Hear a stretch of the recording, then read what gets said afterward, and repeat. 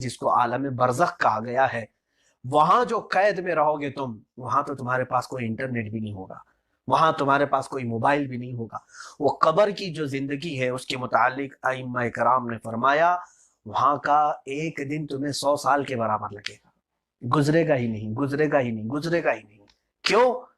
اس لیے کہ تم یاد الہی سے یہاں غافل رہے دنیا میں، اس لیے تمہارے لیے وہ جو قبر کا کوارنٹائن ہے، جو تنہا ہے، آپ بالکل الگ تھلگ وہاں پڑے ہیں، پکار کر کے بھی کسی کو اپنے پاس بلا نہیں پاتے ہیں۔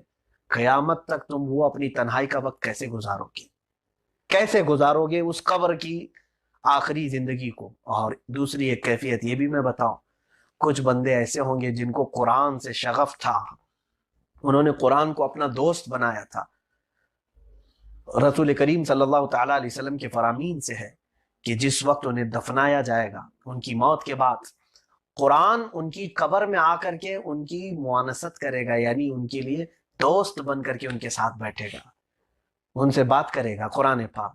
اور پھر اچانک اسرافیل علیہ السلام جب سور پھونکیں گے، چاہے تم قبر میں 500 سال سوئے ہو، اور قیامت جس دن آئی، جس دن سارے اپنے قبروں سے مردے اٹھ رہے ہوں گے، کچھ لوگ ایسے ہوں گے جو یہ کہیں گے یا اللہ کیا اتنی جلدی قیامت آ گئی، کل ہی تو ہمارے گھر والوں نے دفن کیا تھا، آج قیامت آ گئی۔ ان کو 500 سال بھی کوئی لمبے نہیں لگیں گے۔ اس کی وجہ یہ ہے کہ قرآن ان کی دوستی نبھا رہا تھا ان کی قبر میں۔ جنہوں نے قرآن نہیں بنایا ان کے ساتھ قبر میں پھر جو دوست آئیں گے، اللہ کی پناہ، نکیرین جو سختی کے ساتھ ان کے ساتھ معاملہ کریں گے، فرشتے جو ان کے ساتھ قبر میں سختی کا معاملہ کریں گے، تو اس کے لیے تمہارا عذاب کا وہ لمحہ بڑھتا ہی چلا جائے گا۔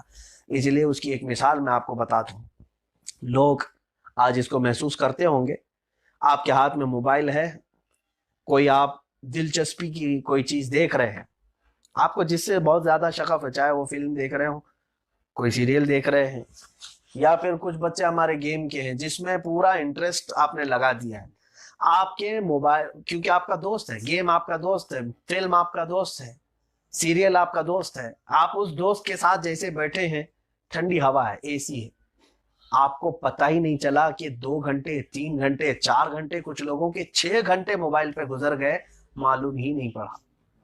کیوں؟ جس سے آپ نے دوستی کی تھی وہ آپ کے ہاتھ میں تھا۔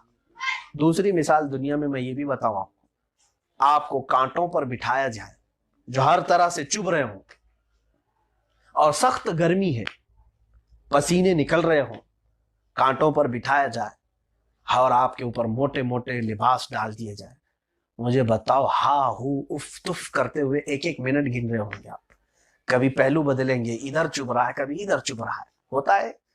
دنیا میں اگر آپ کو کانٹوں پر بٹھا دیا جائے، سخت گرمی ہے اور موٹے کپڑے آپ پر ڈال دیے جائیں، وقت گزرے گا آپ کا؟ نہیں گزر پائے گا، آپ اف تف ہا ہو پہلو بدلتے رہ جائیں۔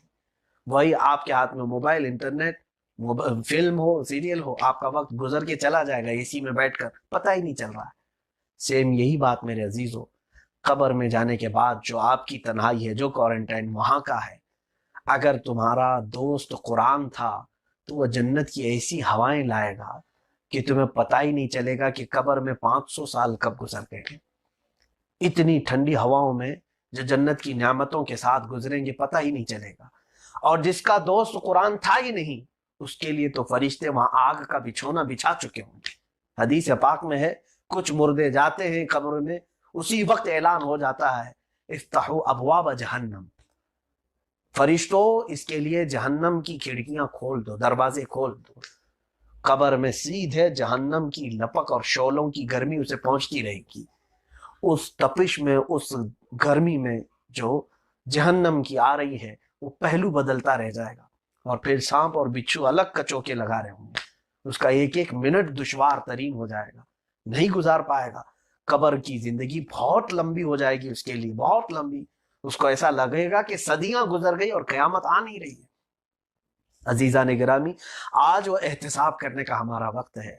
آج گھروں میں جس طرح وقت نہیں گزر رہا ہے، سوچو کہ قبر میں ہمارا وقت کیسے گزرے گا، جہاں پر کوئی ہوا کا کوئی بھی انتظام نہیں ہے، کوئی ہمارے لیے پانی کا انتظام نہیں، کچھ بھی نہیں۔ اس قبر کی زندگی کو اتنی لمبی کیسے کاٹو گے آپ؟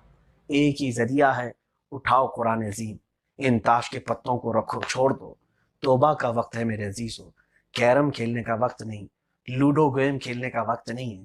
یہ تمام آپ نے کھیلا، کوئی بھی چیز انٹرٹینمنٹ کیا، میں سمجھتا ہوں 5 منٹ 10 منٹ، گھنٹہ 1.5 گھنٹہ، یہ تو بات سمجھ میں آتی ہے، کسی وقت اس نے اٹھایا۔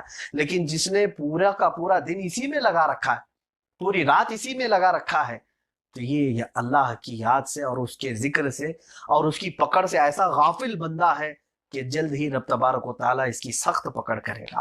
آج ہم امتحان کے اس میدان میں ہیں، رب تبارک و تعالیٰ ہمارا امتحان لے رہا ہے۔ بندوں کو وہ کبھی دے کر کے آزماتا ہے اور کبھی لے کر کے آزماتا ہے۔